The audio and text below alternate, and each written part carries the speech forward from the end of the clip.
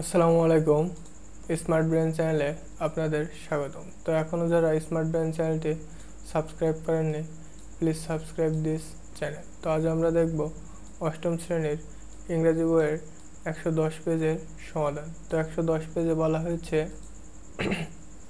110 পেজে কয়েকটি প্রশ্ন দেওয়া হয়েছে, কোশ্চেন। তো প্রশ্নগুলো হলো, which parts of speech are the base form of gerund participle and infinitive, what are the parts of speech they act like in a sentence. তারপরে রয়েছে have have you have you found have you found similarities and difference among these three grammar points following grid?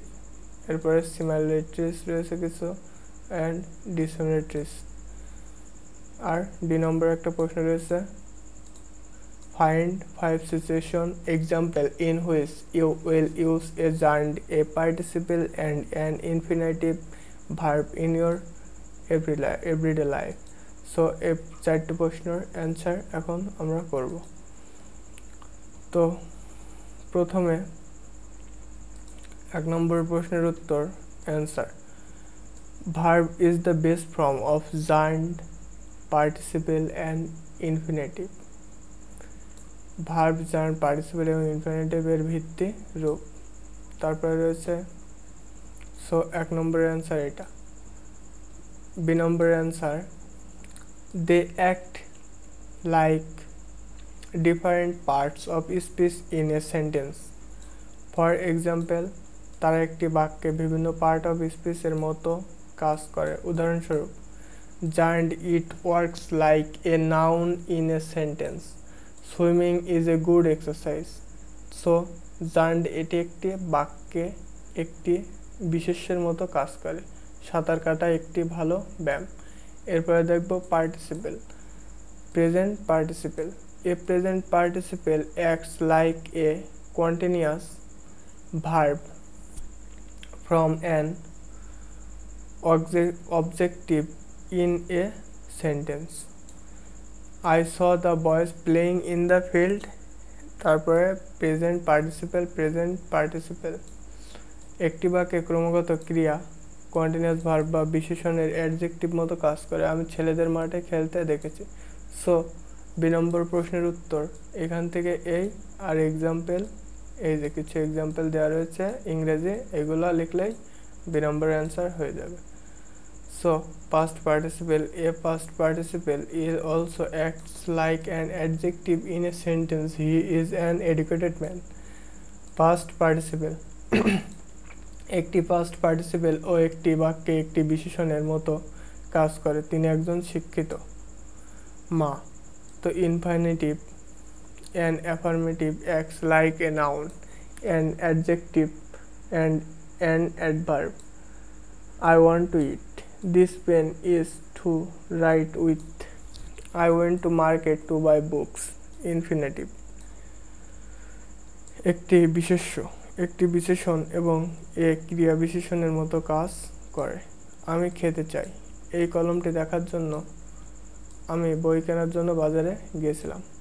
So এই হচ্ছে ইনফিনিটিভের উদাহরণ। তো C নম্বরের answer, yes, I have found some similarities and difference among this three grammar points, gerund, participles and infinitives, they are written in the following grid.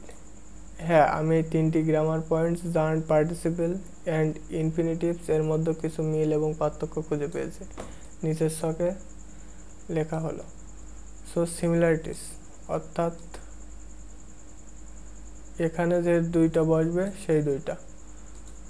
তো 1 নম্বর, gerund, infinitive and participle are formed from verbs, gerund, infinitive and participle ক্রিয়াপদ থেকে গঠিত হয়। So এই ইংরেজিটুক লিখলেই enough. তারপরে 2 নম্বরে tense,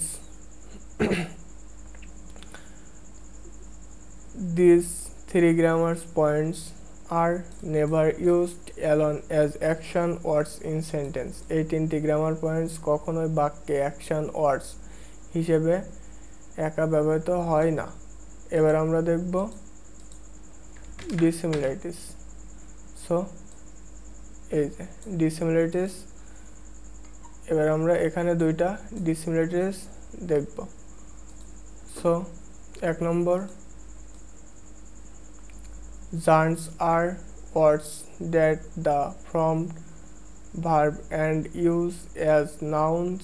Participle are sadrishya words created from verbs that can be used as adjective or in adversarial phrases, and infinitives are base forms of the verbs that you take the simple tense. Gerunds হলো শব্দ বা ক্রিয়াপদ থেকে গঠিত এবং বিশেষ্য হিসেবে ব্যবহৃত হয়। পার্টিসিপল হলো ক্রিয়াপদ থেকে সৃষ্ট শব্দ বা বিশেষণ হিসেবে বা ক্রিয়া বিশেষণ হিসেবে বাক্যাংশে ব্যবহার করা যেতে পারে। এবং ইনফিনিটিভস হলো ক্রিয়াপদের মৌলিক রূপ যা সিম্পল টেন্স ফর হয়।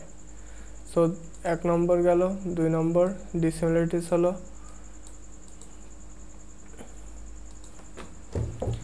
Gerunds always end in ing, participle also end in ing unless expressing past tense, but infinitives follow the preposition to। Gerunds সবসময় ing শেষ হয়, পার্টিসিপল ও ing শেষ হয় অতীতকাল প্রকাশ না করলে, কিন্তু ইনফিনিটিভস টু অব্যয়ের অনুসরণ করে। তো এবার আমরা দেখব 4 নম্বরের অ্যান্সার। তো 4 নম্বরের অ্যান্সারে রয়েছে 5 situation example in which I have used a gerund, a participle and infinitive verb in my daily life। 5টি পরিস্থিতির উদাহরণ যেখানে আমি আমার দৈনন্দিন জীবনে একটি জার্ন্ড, একটি পার্টিসিপল এবং একটি ইনফিনিটিভ ক্রিয়া ব্যবহার করেছি। 1 নম্বর, early rising is a good habit, hence get up early in the morning and go out to enjoy fresh air. সকালে ওঠা একটি ভালো অভ্যাস, তাই আমি খুব ভোরে উঠে নির্মল বায়ু উপভোগ করতে বাইরে যাই। 2 নম্বর, reading books is my hobby, so I like visiting my school library to read books every day after classes. বই পড়া আমার শখ, তাই আমি প্রতিদিন ক্লাসের পর বই পড়তে আমার স্কুলের লাইব্রেরিতে যেতে পছন্দ করি। 3 নম্বর, every day after returning home from school I find my mother cooking delicious foods in the kitchen. I am really happy to have such a mother. প্রতিদিন স্কুল থেকে বাড়ি ফেরার পর দেখে আমার মা রান্নাঘরে সুস্বাদু খাবার রান্না করছে, এমন মা পেয়ে আমি সত্যিই খুশি। 4 নম্বর, there is a small playground in front of my house. Every day I find some boys of my age playing cricket or football in the afternoon.